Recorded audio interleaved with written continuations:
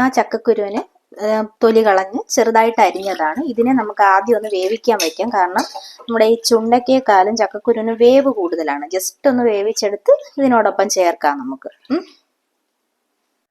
നമുക്ക് ചക്കക്കുരു വേവാൻ വെച്ചിട്ടുണ്ട്. അത് വേവുന്ന ടൈമിൽ നമുക്ക് ഈ ചുണ്ടയ്ക്ക റെഡിയാക്കി എടുക്കാം. ഈ ചുണ്ടയ്ക്കയിലൊരു കറയുണ്ട്. അപ്പോഴാദ്യം ഇതിനെ ചെറുതായിട്ട് ചതയ്ക്കണം. ചതച്ച് ഈ ചുണ്ടയ്ക്ക വെള്ളത്തിലിടുമ്പോൾ ഇതിൽ നിന്ന് ഇങ്ങനെ കറ ഇളകും. നമ്മുടെ ആ വഴുതനങ്ങ ഫാമിലിയിൽ വരുന്നതാണ്. അതുപോലെ തന്നെയാണ് ഇതിൽ നിന്നൊരു ബ്ലാക്ക് കളർ കറ ഇറങ്ങി അതിന്റെ കറ പോയി കഴിയുമ്പോഴേ നമുക്കത് യൂസ് ചെയ്യാൻ പറ്റുള്ളൂ. അല്ലെങ്കിൽ നന്നായിട്ട് കയ്പുണ്ടാവും.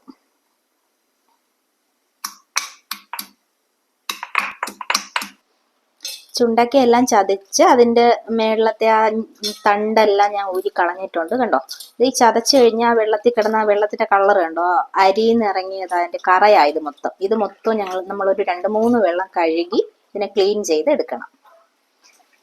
ഫുള്ള് ഇതിന്റെ സീഡാണ് ഇതിൽ കിടക്കുന്ന. ഈ സീഡിനാ ആ കയ്പ് രുചി വരുന്നത്. അത് മാക്സിമം കഴുകി കളഞ്ഞാൽ മതി. 2-3 വെള്ളം കഴുകിയിട്ടുണ്ട്. ഇപ്പം ഏകദേശം എൻ്റെ കറയെല്ലാം പോയി ഒന്ന് ക്ലീൻ ആയിട്ടുണ്ട്. എന്നാലും ഇതിൽ ഇങ്ങനെ കറ വന്നിട്ടേ ഇരിക്കും. സാരമില്ല, ഇപ്പം തൽക്കാലം നമുക്ക് ഇത്രയും മതി. നന്നായിട്ട് കഴുകി ഊറ്റി വാരിയിട്ട് പാത്രം അടുപ്പത്ത് വെച്ച് പാത്രം നന്നായി ചൂടായി വരുമ്പോൾ നമുക്ക് വെളിച്ചെണ്ണ ചേർത്ത് കൊടുക്കാം.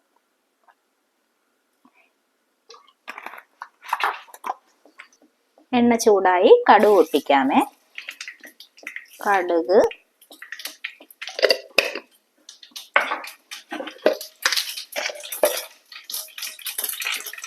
വറ്റൽമുളക്, കറിവേപ്പില നന്നായി പൊട്ടിയിട്ടുണ്ട്. നമുക്കിനി ഈ ചുണ്ടയ്ക്ക ചേർത്ത് വഴറ്റാം.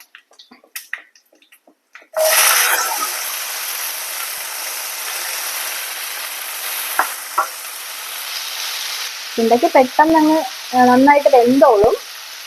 ജസ്റ്റ് ഒന്ന് എണ്ണയൊന്ന് വഴളുമ്പോൾ തന്നെ ഇത് വേറിക്കൊള്ളും. പിന്നെ അധികം വേവാനായിട്ടൊന്നും ഇല്ല. നമുക്ക് ചുണ്ടയ്ക്ക വേവുന്ന ടൈം കൊണ്ട് ഇതിന്റെ അരപ്പ് റെഡിയാക്കി എടുക്കാം പെട്ടെന്ന്. അരപ്പിനാവശ്യമായിട്ട് ഞാനൊരു പകുതി തേങ്ങ എടുത്തിട്ടുണ്ട്. നല്ല പഴുത്ത കാന്താരി മുളകാണ്. അത് എരിവിനാവശ്യമായിട്ട് 2-3-4 ഇട്ടിട്ടുണ്ട്. ഇതിലേക്ക് വെളുത്തുള്ളി, മഞ്ഞപ്പൊടി, കുറച്ച് ജീരകം, ഇത്രയും മതി. ഇത് വെച്ച് നമുക്കൊന്ന് തോരൻ പരുവത്തിന് ജസ്റ്റ് ഒന്ന് ക്രഷ് ചെയ്ത് എടുക്കാം. അപ്പൊ ചുണ്ടയ്ക്ക കറക്റ്റ് വെന്തിട്ടുണ്ട്. നമുക്കിതിലേക്ക് നമ്മുടെ നേരത്തെ വേവിച്ച് മാറ്റി വെച്ച ചക്കക്കുരു ഉണ്ടല്ലോ, അത് ചേർത്ത് കൊടുക്കാം. സാധാരണ ചുണ്ടയ്ക്ക മാത്രമായിട്ട് തോരൻ വെക്കാം. ചുണ്ടയ്ക്കയും സവാളയും കൂടി ചേർത്ത് തോരൻ വെക്കാം. അപ്പൊ ഞാൻ ചുണ്ടയ്ക്കയും ചക്കക്കുരുവും കൂടി ചേർത്തു എന്നുള്ളതേ ഉള്ളൂ. ഇനി ഇതിലേക്ക് നമ്മുടെ ഈ കഷ്ണങ്ങൾക്ക് ആവശ്യമായിട്ടുള്ള ഉപ്പ് ചേർത്ത് കൊടുക്കാം. ഇത് നേരെ ഉപ്പ് ചേർത്തിട്ടില്ലായിരുന്നു. ഉപ്പും ചേർത്ത് ഒന്ന് ഇത് മിക്സ് ചെയ്ത ശേഷം നമ്മൾ അരച്ച അരപ്പ് ഇതിലേക്ക് ചേർത്ത് തോത്തിയെടുക്കാം. സാധാരണ ഇപ്പൊ ഇവിടെ എങ്ങും കാണാത്ത സാധനമാണ് ഈ ചുണ്ടയ്ക്ക എന്ന് പറയുന്ന സാധനം.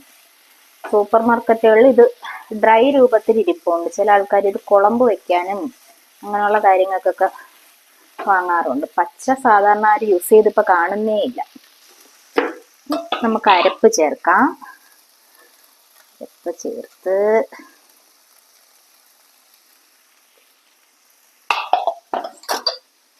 ലേശം ഉപ്പുകൂടി കുറവുണ്ട്. അതുകൊണ്ട് ഈ അരപ്പിന് വേണ്ടി അല്പം ഉപ്പുകൂടി ചേർത്ത് നമുക്കത് കിണ്ടി എടുക്കാം.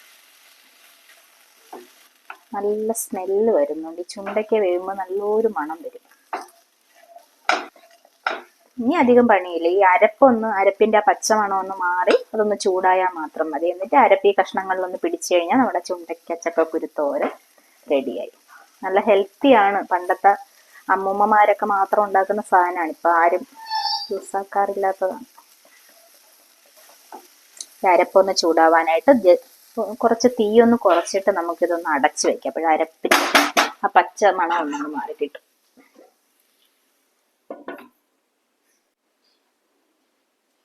ഇത് നമുക്ക് അടപ്പ് മാറ്റി നോക്കാം. അരപ്പെല്ലാം നന്നായി ചൂടായി തോരൻ കറക്റ്റ് പാകത്തിനായിട്ടുണ്ട്. ഇനി നമുക്കിത് തീ ഓഫ് ചെയ്യാം. ഇതാണ് നമ്മുടെ വളരെ ടേസ്റ്റി ആയിട്ടുള്ള ചുണ്ടയ്ക്ക ചക്കക്കുരു തോരൻ. ഇതും നല്ല ചൂരമീൻ കറി തേങ്ങ അരച്ചതും ചോറും ഉണ്ടെങ്കിൽ സൂപ്പർ ടേസ്റ്റാണ്.